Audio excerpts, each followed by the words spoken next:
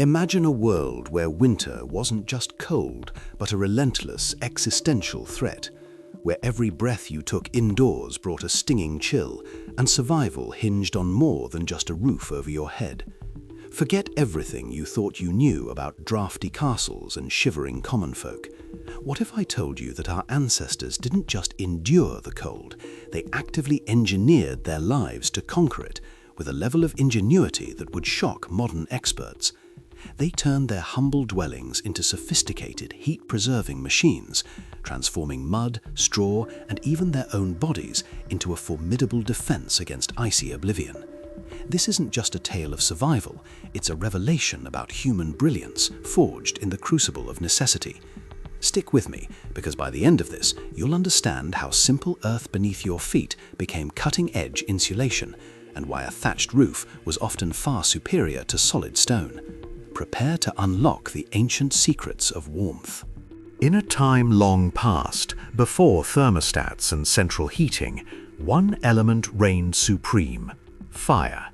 Not a cozy, controlled flame, but a fierce, demanding master that dictated every aspect of existence within the home. This wasn't merely a stove, it was the undisputed epicenter of life, light, and warmth, around which entire structures, daily routines, and even social hierarchies revolved.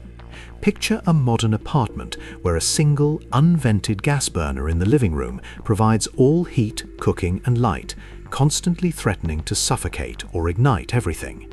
That's a glimpse into the unforgiving reality of the ancient hearth. You didn't control the fire controlled you. Homes weren't built, then given a hearth, they grew around it. Its placement determined wall locations, sleeping spots, and the entire internal layout. It was the blueprint's first, most crucial stroke. Builders meticulously aligned structures to prevailing winds, ensuring smoke would be carried away, not back into the living space. They positioned walls to maximize heat retention and situated doors and windows with the hearth's demands in mind.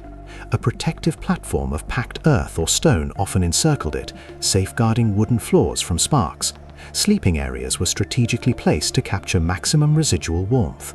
All waking activity clustered within the hearth's limited radius of light and heat. Food was prepared, tools mended, and long winter nights endured right here. To stray from the flame was to plunge into cold and gloom. Proximity to this fiery heart directly reflected one's social standing. The family leader and honored guests claimed the warmest, brightest spots. Others huddled further out, accepting the encroaching chill. This created a profound social psychology, where offering a warmer seat was a mark of respect, and moving someone away an insult. Children learned their hearth rank early. Yet this life-giving fire demanded constant tribute: fuel. Wood harvesting was brutal, ceaseless labor.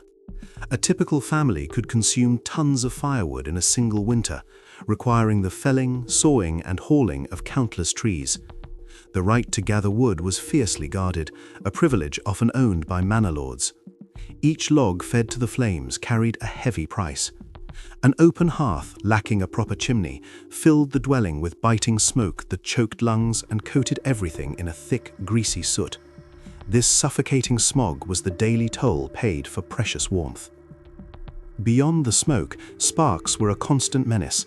A single ember could ignite a wooden beam or a thatched roof, turning shelter into an inferno in moments. Nightly vigilance was paramount. The dying embers had to be carefully smothered under ash, and water or sand kept at the ready. Fire was more than a heat source, it was a mystical force, warding off darkness, evil, and illness. An extinguished hearth meant not just cold and hunger, but spiritual vulnerability.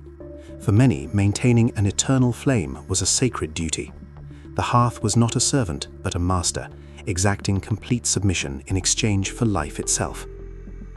With fire as a demanding master, how did the very structure of the home amplify its precious warmth?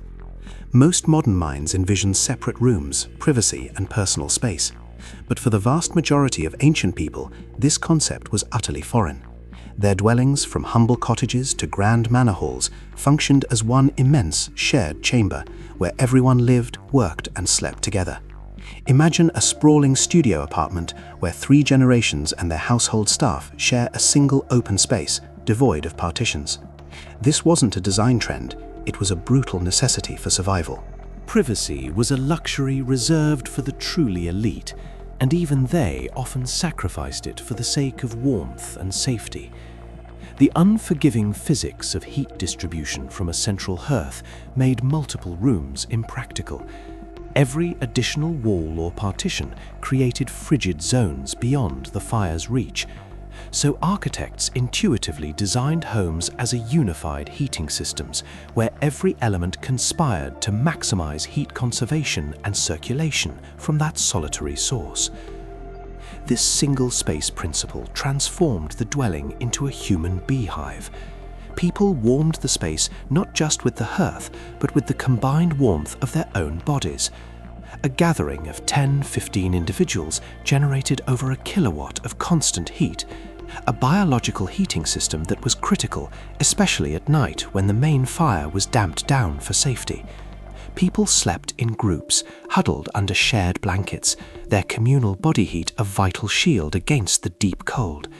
This collective sleeping system was so effective that even prosperous families often favored one large communal bed, sometimes accommodating 6 to 8 people, over isolated, freezing bedrooms. This way of life blurred the lines between private and public, fostering a profound collectivism. Everyone was visible, every life event shared. This unique social dynamic also created its own form of control and mutual support. Antisocial behavior was immediately evident, but so too was the immediate care for the sick and vulnerable. In such a tightly knit community, no one was truly alone or without aid.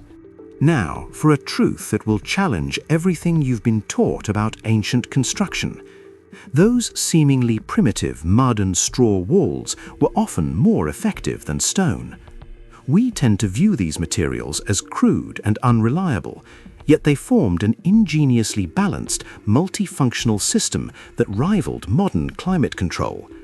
Imagine a high-tech smart home with integrated insulation, humidity regulation, and thermal mass, all achieved with nothing but natural materials and centuries of accumulated wisdom.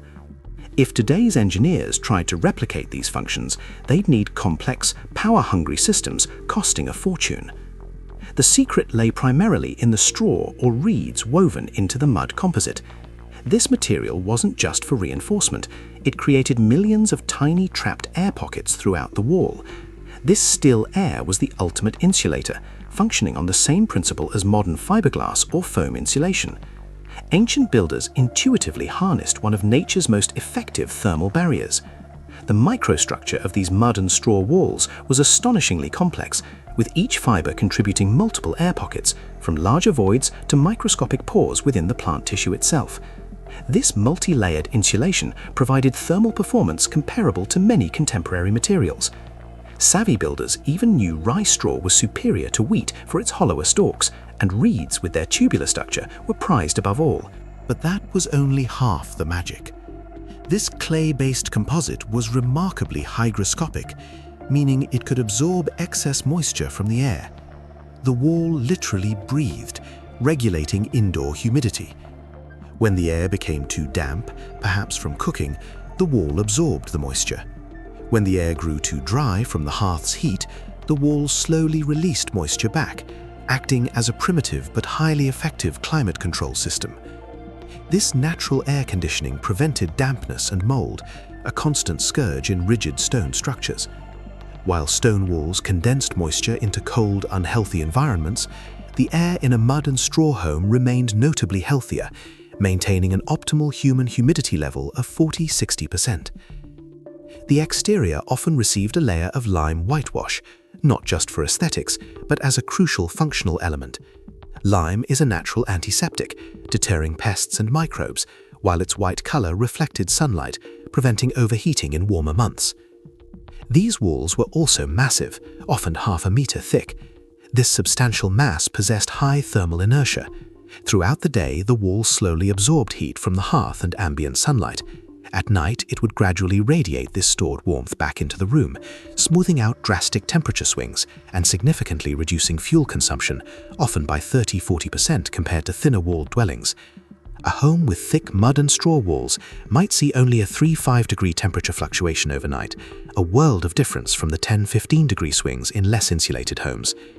These walls were not mere structures, they were dynamic, self-regulating systems, providing insulation, humidity control, and heat storage, all from simple, abundant earth. While modern life craves expansive, sunlit windows, for our ancient ancestors, every opening in a wall was a breach, a point where precious warmth could escape. Therefore, windows were deliberately kept as small as possible and positioned high up. Their diminutive size minimized heat loss, and their elevated placement allowed any cold air entering to mix with warmer air near the ceiling, preventing chilling drafts at floor level. Glass was an exorbitant luxury, typically reserved for cathedrals and royal palaces. In common homes, window openings were covered with crude wooden shutters, which were firmly closed at night and during foul weather, plunging the interior into complete darkness. For a modicum of light without sacrificing warmth, cheaper alternatives were employed: oiled cloth, scraped parchment, or thin, translucent horn plates. These materials filtered in a dim, diffused light, but offered no clear view of the outside world, keeping the elements at bay. Doorways, too, were notorious draft conduits. Wealthier homes might hang heavy wool or tapestry curtains, not just for decoration, but as functional thermal barriers. These tapestries created insulating air gaps against cold stone walls, reducing heat loss. The richer the household, the more layers of fabric adorned its walls. Entrances often incorporated a small vestibule or porch, creating a buffer zone that prevented frigid outdoor air from directly invading the living space, a design principle still in use today. The floor was another critical battleground against the cold. To insulate it, compacted earth floors were covered with thick layers of straw, reeds, or dried leaves. In winter, this organic carpet could grow to a substantial depth, renewed periodically by simply adding fresh layers on top. The decaying lower layers generated a small amount of additional warmth, forming a simple yet remarkably effective insulation system. The earthen floor itself was an ingenious solution. While we associate dirt floors with poverty, they harnessed a fundamental principle: geothermal heat. The ground beneath a structure maintains a relatively stable temperature year-round, significantly warmer than the brutal winter air. Earthen floors allowed this natural warmth to permeate the living space. A rigid stone floor, by contrast, would act as a thermal bridge, rapidly drawing heat out of the house and cooling to the ambient outdoor temperature. Thus, stone was rarely used for floors in living quarters. If the earth floor was the first line of defense from below, the roof was the ultimate shield, trapping heat within. Here again, ancient builders deployed an ingenious, low-tech solution: thatch. A dense, thick layer of straw or reeds, skillfully laid on a wooden frame, created an outstanding insulator. The millions of tiny air pockets trapped within the dry stalks formed a powerful barrier against heat loss, often outperforming tile or slate. The steep pitch of these roofs was also deliberate, designed to rapidly shed rain and snow, preventing moisture from compromising the straw's insulating properties. Dry thatch is effective, wet thatch useless. The main drawback: its extreme flammability. A stray spark could condemn an entire home in minutes, a constant, deadly threat that had to be accepted. Together, the floor and roof were vital components of a holistic heat conservation system born from centuries of brutal survival. Want to uncover a secret that will completely reframe your understanding of ancient comfort? When it came to sleep, people sought the smallest, most enclosed spaces imaginable, not for lack of space, but for the universal logic of heat retention. Heating a large bedroom was futile. It was far more efficient to create a tiny, localized warm zone within a larger cold room. This gave rise to inventions like the bed niche or alcove, a small recess in a wall, providing 3 sides and a ceiling for protection. Even more ingenious was the wardrobe bed or box bed, a fully enclosed wooden structure with doors or heavy curtains. At night, one would climb inside, effectively entering a miniature self-heating microclimate. The warmth of the human body quickly raised the air temperature within this tiny volume, allowing survival even in otherwise unheated chambers. Even ordinary beds in wealthier homes featured elaborate canopies with heavy curtains, serving the same function, blocking drafts and trapping heat, creating a cozy personal cocoon. This architectural wisdom of matryoshka dolls, creating small, warm areas within larger ones, was key to enduring the harsh winters. But even with the most ingenious structures, walls eventually failed. When a building couldn't provide enough warmth, clothing became the ultimate, indispensable line of defense. This wasn't just attire, it was personal, wearable architecture, a second skin that was rarely, if ever, fully removed. Imagine wearing your winter jacket to bed every night, not out of eccentricity, but out of sheer necessity. This was the reality for ancient people. Their clothing functioned as a mobile life support system designed to compensate for the near-constant chill within their dwellings. If you were transported to a winter ancient home in modern light apparel, you'd quickly grasp that each layer of fabric wasn't a fashion statement, but a non-negotiable requirement for survival in temperatures that could plummet to freezing indoors. This concept of clothing as mobile architecture was revolutionary. While buildings were static, clothing offered adaptable, personal climate control, history's first individual heating system. Wool was the undisputed champion material. Its fibers, hollow and scaly, trapped air, creating an insulating layer even when damp. No other natural material offered such a potent combination of warmth, breathability, and moisture-wicking power. Ancient artisans mastered felting, creating dense, windproof fabrics that remained flexible. The principle of layering was universally understood. A linen undergarment wicked sweat from the skin. Over this, one or more woolen tunics provided insulating air pockets. Heavy cloaks and capes formed the protective outer shell. The hood was indispensable, shielding the head, neck, and shoulders, areas responsible for significant heat loss. These deep, often fur-lined hoods were vital. Crucially, people didn't undress when entering their homes. In cold dwellings, they simply kept most of their clothes on. Only the outermost, often mud-splattered layer was removed. Sleeping fully clothed, often with a nightcap, was standard practice, not a strange habit. The concept of loungewear simply didn't exist. Changing into lighter indoor clothes during winter would have been an act of self-sabotage. The temperature difference between street and home was often negligible, making continuous layering logical. Nightcaps were not a fad, but a vital survival tool. With metabolism slowing during sleep, the body generated less heat, and an unprotected head could lead to severe illness or even frostbite. While materials and quality varied by social status, coarse wool for villagers, fine furs and silks for the manor lords, the core principle remained: as many layers as possible, made from the warmest available materials. Clothing was less about expression and more about preservation, the last, most reliable refuge from the cold. Winter didn't just alter ancient homes, it profoundly reshaped the very rhythm of life. Daily existence compressed, concentrating around the flickering hearth. It was a period of introspection and waiting.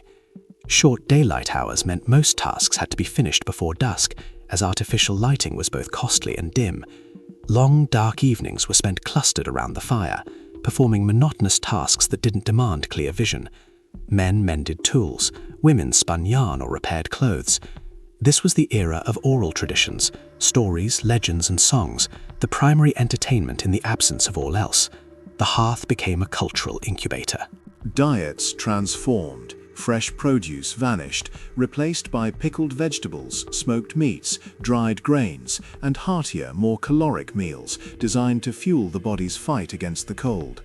Hot stews and porridges were not just sustenance, but vital sources of internal warmth. Outdoor physical activity plummeted, every excursion a calculated risk requiring extensive preparation. Indoor crafts like weaving and mending became invaluable. The entire community's life synchronized with nature's hibernation, gathering strength for the spring awakening. Winter was a time of pure, unadulterated survival. Though cold was a universal enemy, the means of combating it differed radically by social status. Winter for a simple villager was a world apart from that of a manor lord.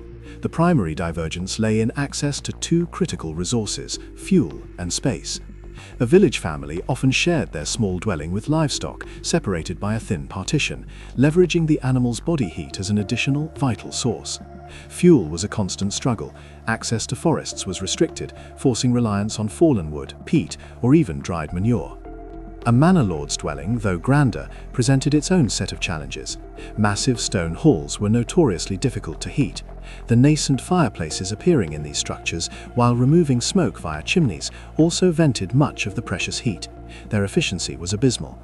Stone walls meant pervasive cold and dampness, countered by costly tapestries and exotic carpets, luxuries designed more to alleviate discomfort than to provide true warmth. Manor lords had unlimited access to their own forests, feeding massive hearths for days, yet even this fiery extravagance often failed to conquer the stone's inherent chill. Clothing, diet, and daily activities further highlighted this chasm. For some, winter was a relentless struggle for existence; for others, a period of discomfort mitigated by wealth. Yet the ancient home was not static. It slowly, stubbornly evolved, driven by humanity's relentless pursuit of comfort. Two pivotal inventions sparked this transformation: the chimney and glass. The chimney, moving the hearth to a wall and channeling smoke away, revolutionized interior living.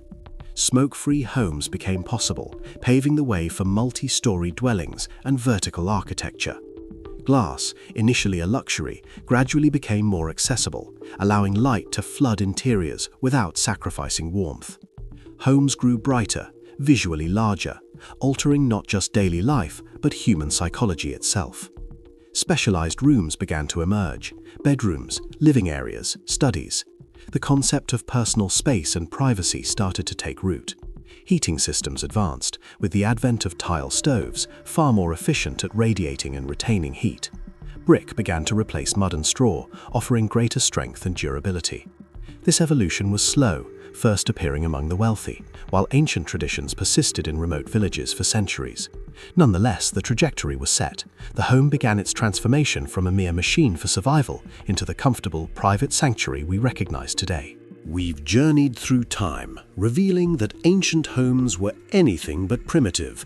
They were complex, intuitive systems, masterfully engineered for survival in brutal conditions. Every detail, from the central hearth to the breathing walls, from the thatched roof to the bed alcove, served one singular, vital purpose: preserving precious heat. Our ancestors didn't conquer nature, they learned to live in profound harmony with it, using its gifts as their ultimate shield. This is not just a story of technological progress, but a testament to the boundless ingenuity of the human spirit. If you found this deep dive into ancient wisdom as fascinating as I did, hit that like button. What other hidden histories or forgotten innovations would you love to explore on this channel? Share your ideas in the comments below, and don't forget to subscribe and ring that notification bell so you never miss another episode of Uncovering the Secrets of the Past.